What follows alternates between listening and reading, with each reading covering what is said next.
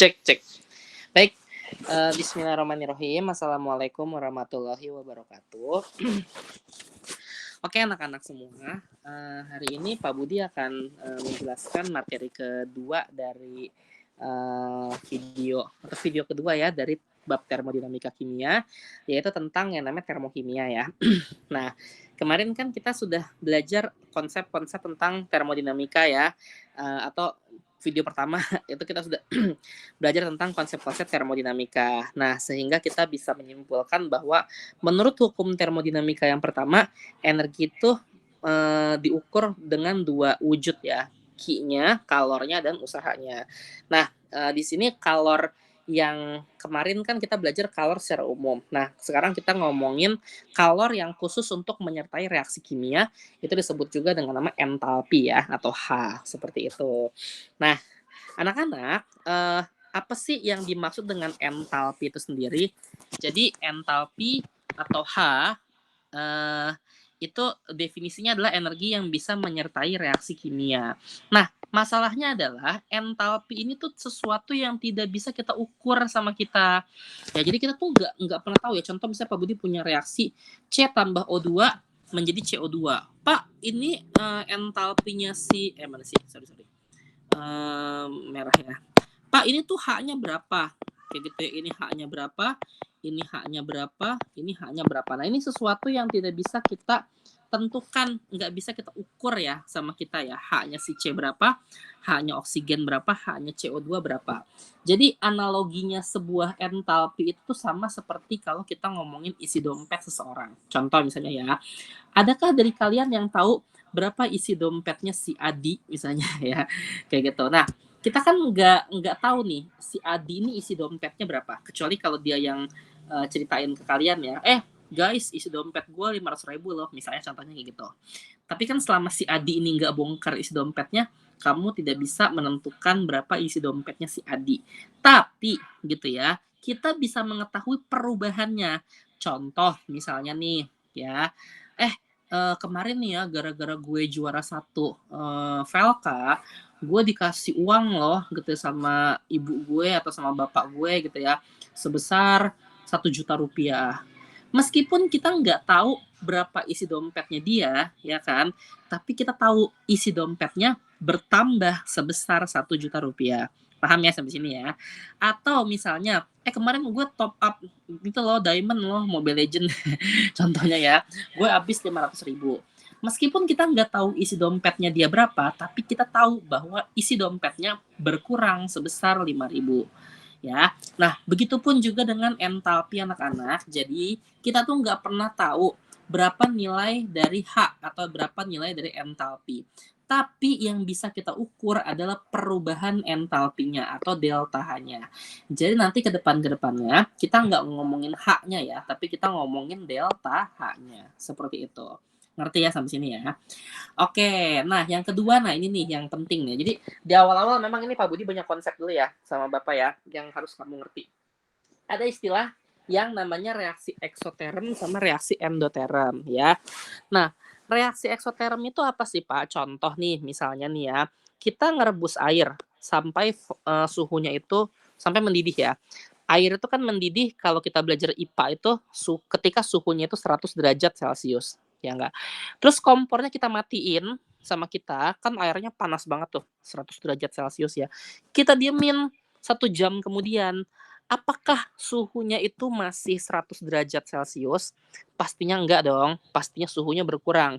Jadi berapa? Sama kayak suhu ruangan, yaitu 25 derajat Celcius. Karena dia mengikuti suhu ruangan ya pasti ya, kayak gitu. Artinya di sini terjadi perpindahan panas, ya enggak? Kenapa dari 100 bisa jadi 25? Ya berarti sistemnya si air ini dia melepaskan kalor atau melepaskan panas di sini. Paham ya sampai sini ya? Melepaskan kalor atau melepaskan panas, seperti itu.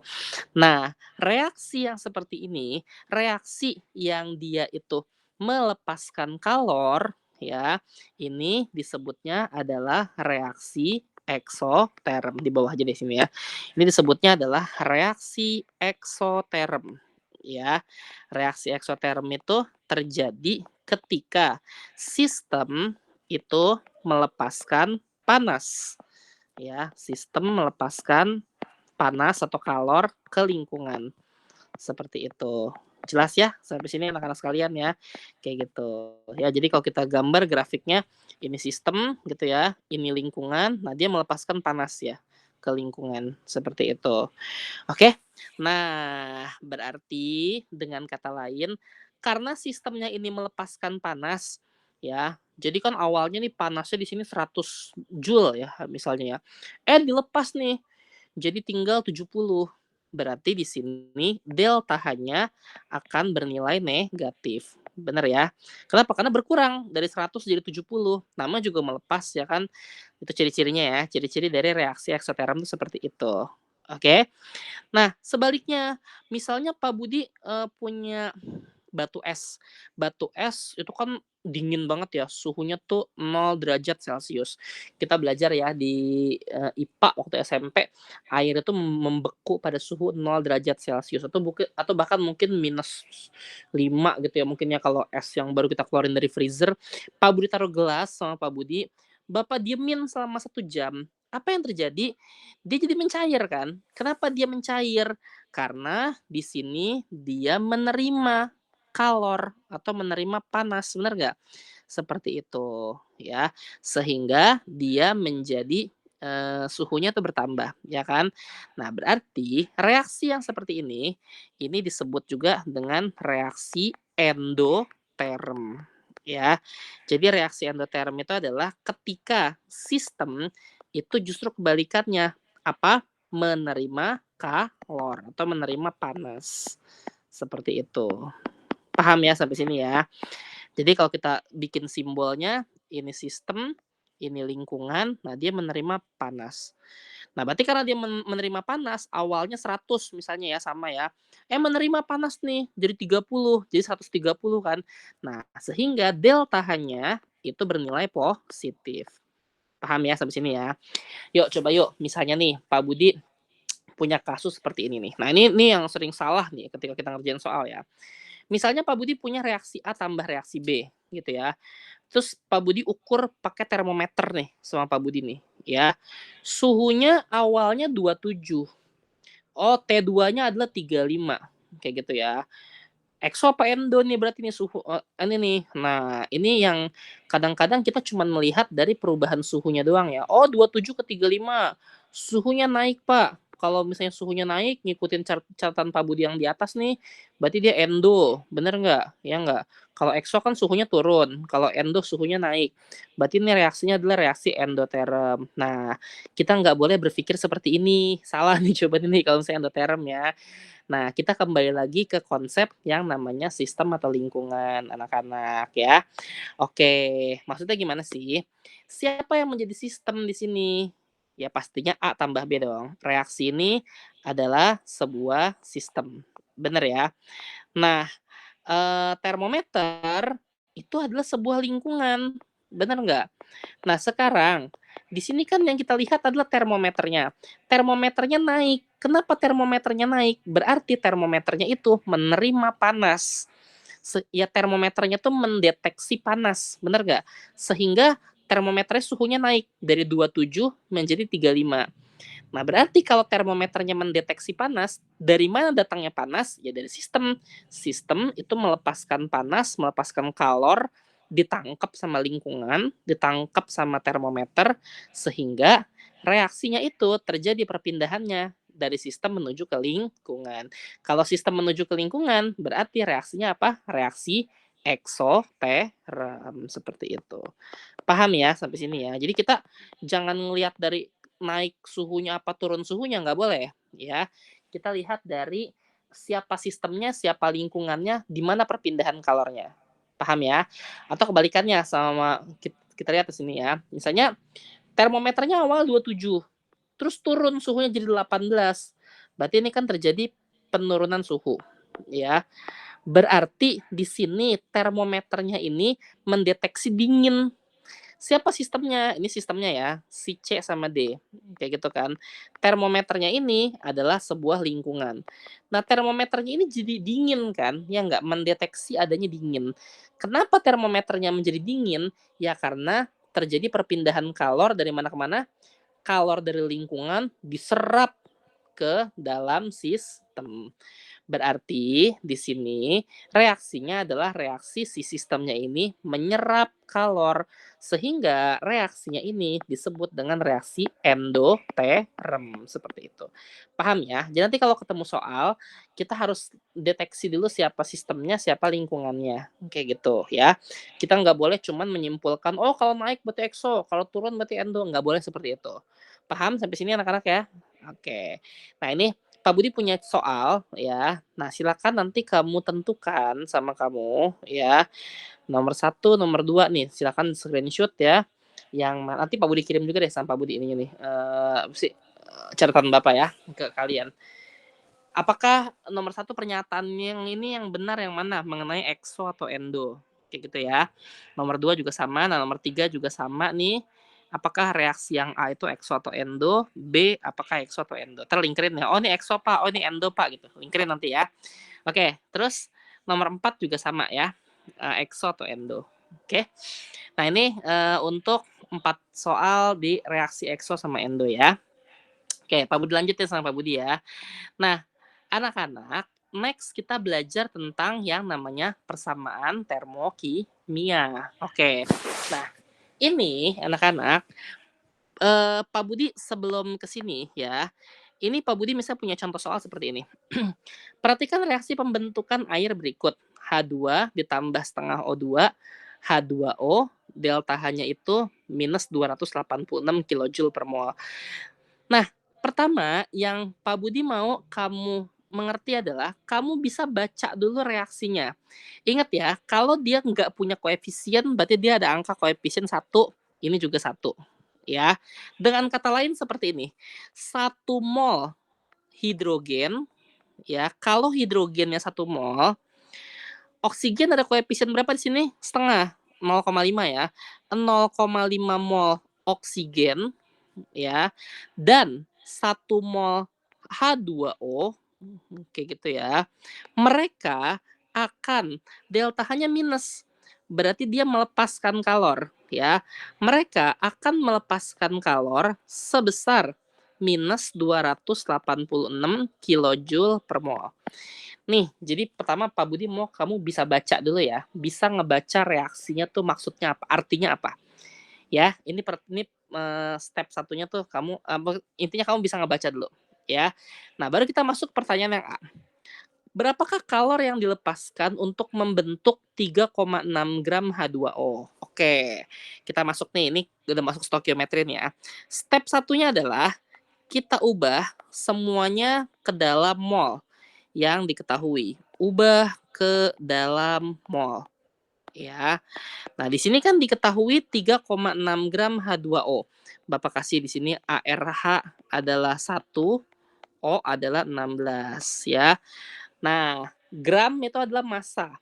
Berarti kalau misalnya kita mau merubah dari massa ke dalam mol, kemarin kita punya mind mapping stokiometri, massa sama dengan mol dikali AR atau MR. Yang ini ya, senyawa ya. Karena ini senyawa berarti massa sama dengan mol dikali MR-nya H2O. Benar ya? Oke, nah di sini diketahui massanya adalah 3,6 gram sama dengan mol dikali MR-nya H2O. H1 dikali 2, 2. 2 tambah 16, 18. Langsung ya. Ngerti kan? Semua ngerti ya. Berarti kalau kita pindah ruas, mol sama dengan 3,6 per 18 ya. Berarti 0,2 mol. Ini step satunya. Ya. Ubah semua yang diketahui ke dalam mol. Step 2-nya ya di sini kan yang pertanyaannya adalah berapakah kalor? Ya enggak, berapa delta H-nya. Nah, kita pakai perbandingan. Ya, kita pakai perbandingan. Ini kan kita lagi ngomongin H2O nih. Di sini nih ya, ini kan awalnya Pak Budi tuh minta kalian bisa ngebaca ini, bisa ngebaca reaksi. Dari hasil yang kita baca sama kita Kalau H2O-nya 1 mol, delta H-nya segini.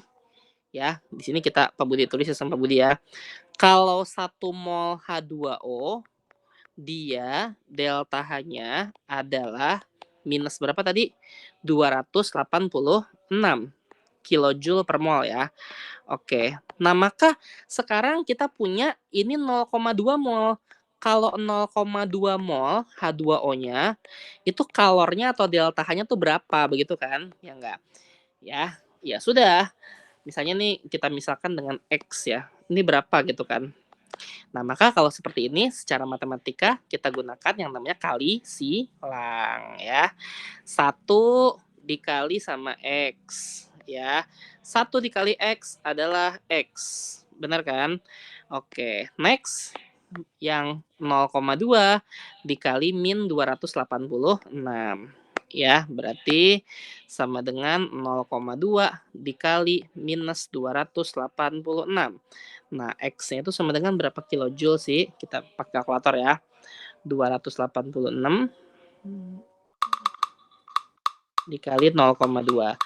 Nah, 57,2. Minus ya, jangan lupa ya, karena ini minus. Berarti minus 57,2 kilojoule per mol. Oke gitu. Paham sampai sini? Oke, ini ya, ini apa namanya?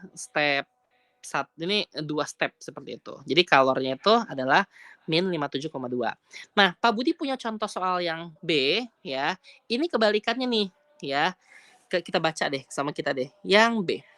Berapa liter gas hidrogen yang diperlukan untuk menghasilkan kalor sebesar 143 kilojoule per mol dalam keadaan STP? Nah, bedanya apa? Kalau yang A kan dia nanya kalor. Yang B kalornya udah ada. Ya kan 143 kilojoule per mol. Nah, kalau misalkan kalornya udah ada, ini cara ngajain yang B ya. Di sini Pak Budi balik deh sama Pak Budi deh.